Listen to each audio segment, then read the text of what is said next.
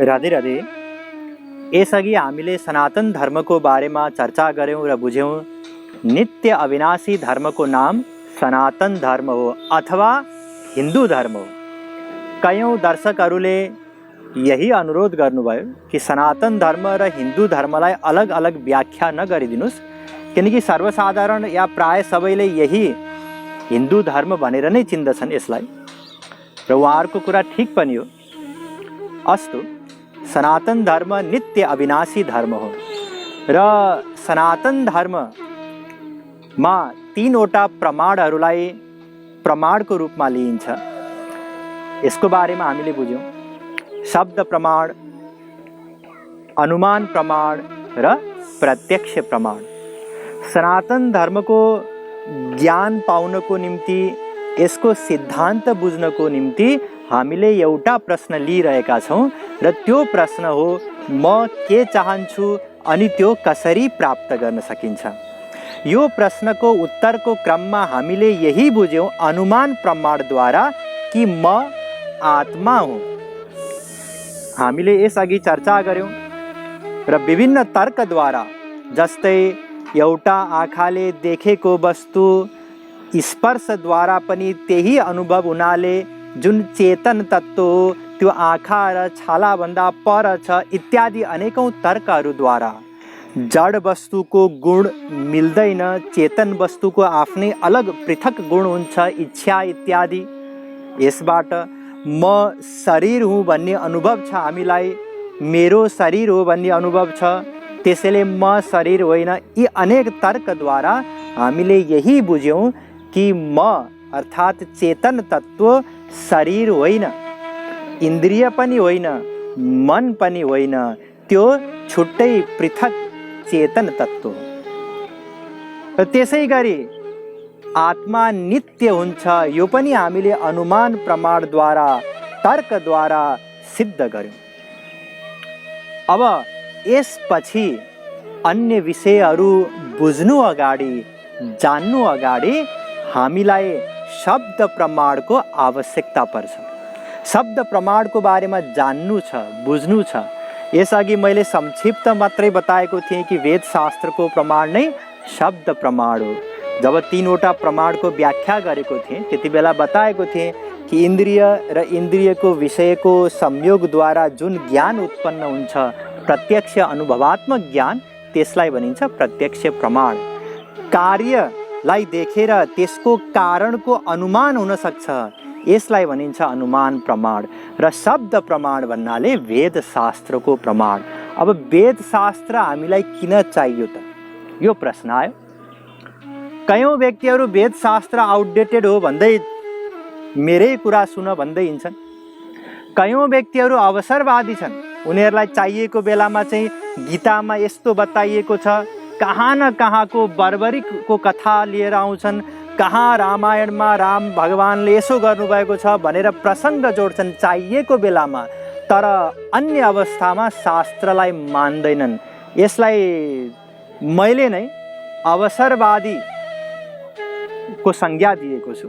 आफूलाई चाहिने बेलामा वेदशास्त्रको प्रमाण या दृष्टान्त प्रयोग गर्ने, अन्यथा त्यसलाई स्वीकार नगर्ने, यस्तो कतिपय व्यक्तिहरूको स्वभाव छ, वक्ताहरूको। तर त्यसो होइन। वेदलाई प्रमाणको रूपमा किन आवश्यक छ त हामीलाई, यो बुझ्न जरुरी छ। अघि नै मैले बताएँ कयौँ व्यक्तिहरू वेदशास्त्र त्यस्तै हुन्, साधना गर्दै जानु, अनुभव गर्दै जानु भनेर सल्लाह दिन्छन्, यो पनि गलत हो। हेर्नुहोस्, वेदशास्त्र किन चाहिन्छ अब बुझौँ। जस्तै एउटा दृष्टान्तद्वारा म बुझाउन चाहन्छु। मानिलिनुहोस् एउटा विद्यार्थी छ, उसलाई विज्ञान विषय पढ्न मन लाग्यो उसलाई। अब के गर्छ उसले? विज्ञान विषय पढ्नको लागि के गर्ने? यदि उसले सोच्यो कि म कुनै पनि पुस्तक लिन्न, आफै प्र्याक्टिकल एक्सपेरिमेन्टहरू गर्दै, प्रयोगहरू गर्दै म आफै विज्ञान विषयको बारेमा जान्छु भनेर सोच्यो भने उसले पुरै जीवन लगाएर कति प्रगति गर्ला? यहाँहरू आफै अन्दाज गर्न सक्नुहुन्छ, होइन र? केही पनि उसले पार पाउन सक्दैन। यदि सबैजनाले, विश्वभरि नै सबैजनाले यही गरे भने के भौतिक उन्नति सम्भव छ? विज्ञानले के प्रगति गर्न सक्छ? सक्दैन नि। त्यसैले यदि कसैलाई विज्ञान विषय पढ्नु इच्छा छ, जान्ने इच्छा छ भने सबैभन्दा पहिले उसले के गर्छ, विज्ञानको एउटा पुस्तक लिन्छ। ठिक ठिक। अब त्यो पुस्तकलाई किन उसले सही स्वीकार गर्छ, यसको तीनवटा कारण छन्, ध्यान दिनुहोस्। त्यो जुन पुस्तक हो विज्ञानको, त्यो विद्यार्थीको निम्ति शब्द प्रमाण हो। ध्यान दिनुहोस्, त्यो विज्ञान विषयको विद्यार्थीको निम्ति शब्द प्रमाण हो विज्ञान विषयको पुस्तक, र उसले यसकारण शब्द प्रमाणको रूपमा लिन्छ किनकि त्यसमा तीनवटा गुणहरू हुन्छन्। पहिलो गुण यो हो कि त्यो तर्कसम्मत हुन्छ, र दोस्रो गुण यो हो कि त्यसमा भएका सबै सिद्धान्तहरू, प्रिन्सिपलहरू, लहरू कसै न कसैले प्रमाणित गरेका ल हुन्, सिद्धान्त हुन्। दोस्रो कारण। र तेस्रो कारण, यदि उसलाई इच्छा लाग्यो, शङ्का लाग्यो भने उसले आफैले पनि ती सिद्धान्तहरूलाई प्रमाणित गर्न सक्छ। यी तीनैवटा आधारमा पास भएको हुनाले त्यसलाई शब्द प्रमाणको रूपमा लिन सकिन्छ। जस्तै एउटा रासायनिक प्रतिक्रियालाई लिनुस्, Zn प्लस H2SO4, जिङ्क र सल्फ्युरिक एसिडले रासायनिक प्रतिक्रिया गर्दा ZnSO4 plus H2, zinc sulphate र हाइड्रोजन बन्छ। यो लेखिएको छ, मानिलिनुहोस् त्यो पुस्तकमा। अब यसलाई किन स्वीकार गर्छ, किनकि उसले जे जति पहिले जानेको छ त्यसको हिसाबले त्यहाँ यो भित्र पनि गणित हुन्छ, त्यो हिसाबले यो रिएक्सन ठिक छ, यत्तिकै भरमा त्यसलाई मान्न सकिन्छ तर्कद्वारा। दोस्रो कारण के हो, किनकि यो केमिकल रिएक्सन, यो रासायनिक प्रतिक्रिया कसै न कसैले प्रमाणित गरिसकेको छ ल्याबमा, आफ्नो प्रयोगशालामा। र तेस्रो कारण यो हो कि यदि उसलाई शङ्का लाग्यो भने प्रयोगशालामा गएर यो रासायनिक प्रतिक्रिया ठिक हो छ कि छैन आफैले प्रयोग गरेर हेर्न सक्छ। त्यसैले त्यो पुस्तक अथवा त्यो पुस्तकमा भएका यस प्रकारका सबै ज्ञानलाई शब्द प्रमाणको रूपमा स्वीकार गर्दै जान्दै ऊ अगाडि बढ्छ। यदि उसले चाह्यो भने म सबै केवल मैले जबसम्म आफैले प्र्याक्टिकल गर्दिनँ तबसम्म मान्दिनँ भन्दै पनि हिँड्न सक्छ, तर त्यसको लागि अपार समय लाग्छ, अपार धनराशि लाग्छ, सबैको लागि सम्भव हुँदैन। 19 क्लास कक्षा 9-10सम्म पुग्दा पुग्दै यति धेरै उसले पढिसकेको हुन्छ कि सबैलाई यदि आफैले प्र्याक्टिकल गर्नु पर्यो भने पुरै जीवनमा पनि सम्भव छैन, यो हामी सबैलाई थाहा छ। ठिक यसरी नै, ध्यान दिनुहोस्, ठिक यसै गरी यिनै तीनवटा कारणले गर्दा हामी वेदलाई शब्द प्रमाणको रूपमा लिन सक्छौँ। पहिलो कारण, वेदमा जे जति कुरा बताइएको छ त्यो तर्कसङ्गत छ, यो पहिलो कारण। र दोस्रो कारण, वेदमा जे जति ज्ञान छ ती सबै ज्ञान परीक्षण गरिएका, अनुभव गरिएका ज्ञान हो। परीक्ष्य लोकान् कर्मचितान् ब्राह्मणो निर्वेद मायान् नास्ति कृत कृतेन। वेद भन्दछ, मुण्डकोपनिषद 1:2-12 कि वेदमा आध्यात्मिक वैज्ञानिकहरूले साधना गरेर, अनुभव गरेर, परीक्षण गरेर उनीहरूले सबै पत्ता लगाए, यसो गरेर निश्रेयस मिल्छ कि मिलेन, यसो गरेर परमानन्द मिल्छ कि मिलेन, यस प्रकारले परीक्षण गरेर हेरे। वेदले नै बताएको छ। वेदमा जे जति ज्ञानहरू छन् सब लाखौं करोडौं ऋषिमुनिहरूले अनुभव गरे त्यो परम सत्यको। त्यसैले परीक्षण गरिएको हुनाले वेद शब्द प्रमाण हो। र तेस्रो कारण, यदि हामीलाई शङ्का लाग्यो भने हामी आफैले प्र्याक्टिकल गरेर त्यो ठिक छ या छैन त्यसको अनुभव गर्न सक्छौँ। यी तीनैवटा कारणले गर्दा, यी तीनैवटा कारणमा पास भएको कारणले हामी वेदलाई शब्द प्रमाणको रूपमा लिन्छौँ। ठिक ठिक। अब बुझ्नुस् वेद केलाई भनिन्छ। वेद के हो त? हेर्नुस्, वेद अक्षर पनि हो। जुन वेदको मन्त्रहरू यहाँहरूले लेखेको देख्नुहुन्छ त्यो पनि हो। त्यसै गरी वेद स्वर पनि हो, जुन मन्त्रहरूको उच्चारण गरिन्छ त्यो पनि हो। त्यसै गरी वास्तवमा वेद चैतन्य हुन्छ। चैतन्य भन्नाले जसरी हामी चैतन्य हौँ, हामीले चर्चा गर्यौँ नि यसअघि, हामी जड होइनौँ, चैतन्य हौँ। त्यसै गरी वेद पनि चेतनाले युक्त हुन्छन्, चैतन्य हुन्छन्। जुन वेदका मन्त्रहरू हुन् त्यसलाई ऋचा भनिन्छ। वेदका सबै ऋचाहरूको साकार स्वरूप हुन्छ हाम्रो जस्तै। भगवान श्रीकृष्णले जब महाराज गर्नुहुन्छ त्यहाँ वेदका ऋचाहरू गोपी बनेर जान्छन्। यो वास्तविक स्वरूप हो वेदको। वास्तवमा वेद भगवत स्वरूप नै हो। वेद व्यासजीले यही बताउनु भएको छ भागवतमा। वेदो नारायण साक्षात, भागवत 6:1-40। वेद साक्षात भगवत स्वरूप हो र भगवान अनन्त हुनुहुन्छ, त्यसैले वेद पनि अनन्त छ। अनन्त पारम गम्भीरम दुर्विगायम समुद्रवत, भागवत 11:21-36। वेद व्यासजीले बताउनु भयो वेद अनन्त छ। अब यो अनन्त वेद यो त आफ्नो ठाउँमा छ, भगवत स्वरूप हो, अनन्त छ। तर ग्रन्थको हिसाबले वेद विनिर्गत ग्रन्थ हो। ध्यान दिनुहोस्, के हो वेद? विनिर्गत ग्रन्थ हो। विनिर्गत भन्नाले कसैले पनि नबनाएको ग्रन्थ। हेर्नुहोस्, ग्रन्थ 3 प्रकारको हुन्छ। पहिलो कृत ग्रन्थ, दोस्रो स्मृत ग्रन्थ र तेस्रो विनिर्गत ग्रन्थ। कृत ग्रन्थ केलाई भनिन्छ?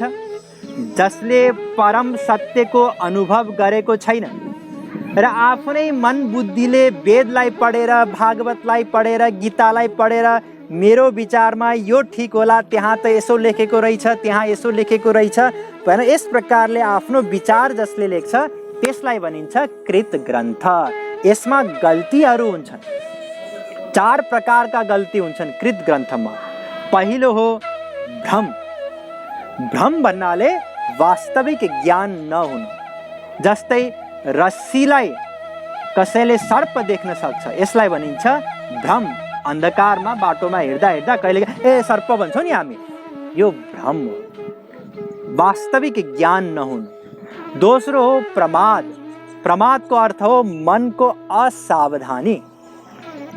हामी सावधान अवस्थामा रहँदैनौँ, हाम्रो मन विषयमा आसक्त छ। त्यसैले हामीले जे जान्दछौँ या जे जान्यौँ भन्ने ठान्दछौँ त्यो गलत हुन सक्छ। जस्तै एउटा कामी पुरुष जब ऊ विषय भोगको निम्ति कामिनीकोमा जान्छ त्यति बेला मनमा जुन काम वासना रूपी प्रमाद हुन्छ, मन असावधान हुन्छ, त्यति बेला त्यहाँ उसले सबै विषय वस्तुको ज्ञान राम्रोसँग प्राप्त गर्न सक्दैन। यसलाई भनिन्छ प्रमाद। अर्को विप्रलिप्सा। विप्रलिप्सा भन्नाले छल गर्ने अभिप्राय, ठग्ने अभिप्राय, जसको इन्टेन्सन गलत हुन्छ। जस्तै अङ्ग्रेजहरूले अधिकांश जति वेदको अनुवाद गरे, महाभारतको अनुवाद गरे, शास्त्रहरूको अनुवाद गरे या त्यसमा कुनै रिसर्च गरे, त्यहाँ उनीहरूको विप्रलिप्सा छ, अर्कै उद्देश्य छ। उनीहरूले जति रिसर्च हाम्रो सनातन धर्ममा कसैले पनि गरेको देखिँदैन, तर उनीहरूको रिसर्चको पछाडिको अर्कै हिडन एजेन्डा थियो। जसरी आर्यहरू बाहिरबाट आएका हुन् त्यसरी हामी पनि बाहिरबाट आएका हौँ इन्डियामा, त्यसैले हाम्रो पनि उत्तिकै अधिकार छ। यसलाई प्रमाणित गर्नको निम्ति उनीहरूले धेरै प्रयत्न गरे।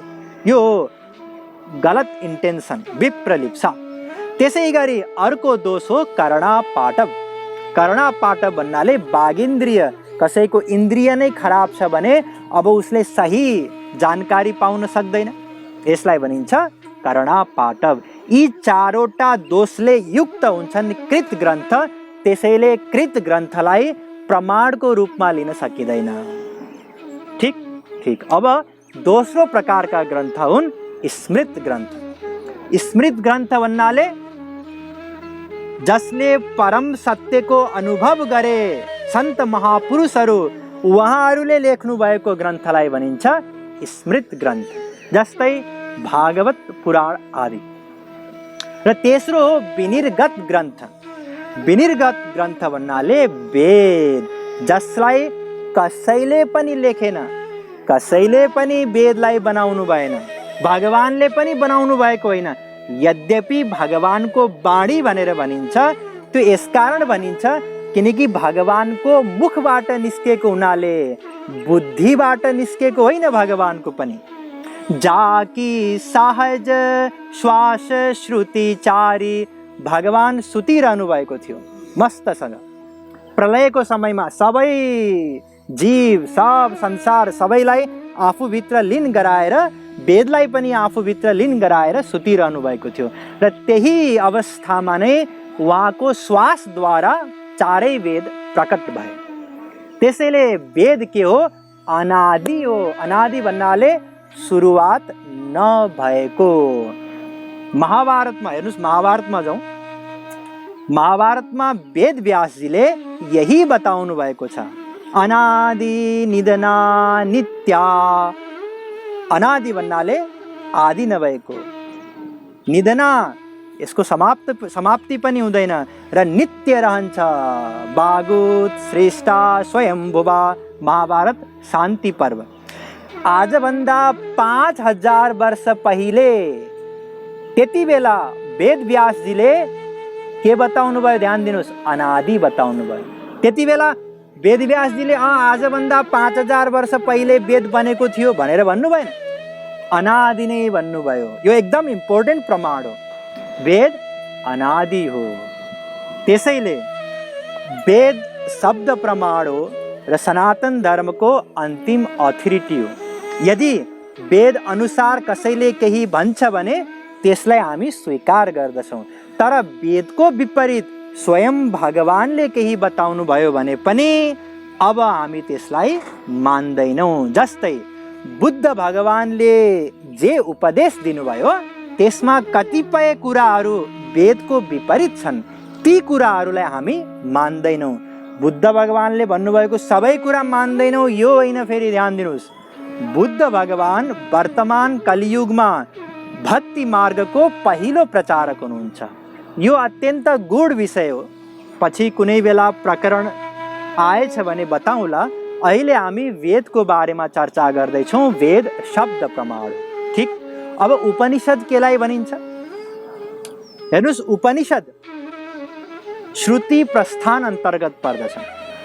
हाम्रो सनातन धर्ममा 3वटा प्रस्थान छन्: श्रुति प्रस्थान, स्मृति प्रस्थान र न्याय प्रस्थान।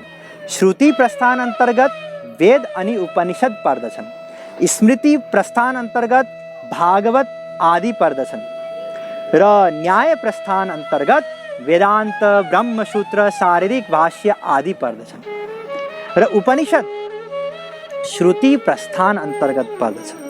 र वेदमा नै बताइएको छ कि उपनिषद केलाई भनिन्छ।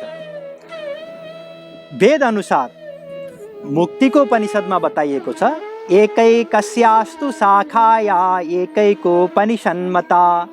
मुक्तिको उपनिषद 1:14 अर्थात् वेदको एक एकवटा शाखालाई एक एकवटा उपनिषद भनिन्छ। यो उपनिषदको परिभाषा। अघि हामीले बताएका थियौँ नि, वेद अनन्त छन्, त्यसैले उपनिषद पनि अनन्त छन्। तर वर्तमान समयमा 1180वटा शाखा उपलब्ध छन्। ऋग्वेदको 21वटा, यजुर्वेदको 109वटा, अथर्ववेदको 50वटा र सामवेदको 1000 गरेर 1180वटा उपनिषद वर्तमानमा पनि उपलब्ध छन्। र तीमध्ये 108 प्रमुख छन्। सर्वोपनिषदां मध्ये सारमष्टोत्तरं शतं। मुक्तिको उपनिषद 1:44 र तीमध्ये पनि 9वटा प्रमुख हुन्। के हुन्?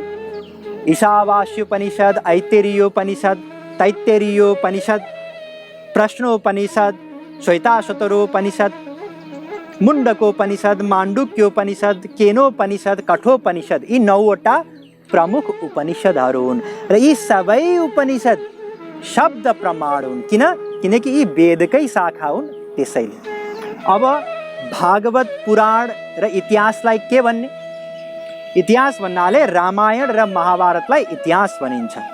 महाभारतमा वेदव्यासजीले 1000वटा श्लोक, 1,00,000वटा श्लोक बनाइदिनु भयो र 18वटा पुराण र उपपुराण गरेर अरू 4,00,000 श्लोकहरू उहाँले रचना गर्नुभयो। र यी पनि शब्द प्रमाण हुन्। किनकि वेदमा नै बताइएको छ, इतिहास पुराणम पञ्चमम वेदानाम वेदम छान्दोग्योपनिषद 7:1-2। अर्थात् यी इतिहास र पुराण जुन हुन् पाँचौं वेद हुन्। इतिहास पुराणम च पञ्चमो वेद उच्यते। भागवतमा पनि वेद व्यासजीले यही बताउनु भयो कि इतिहास र पुराण पाँचौं वेद हुन्। भागवत 1:4-20।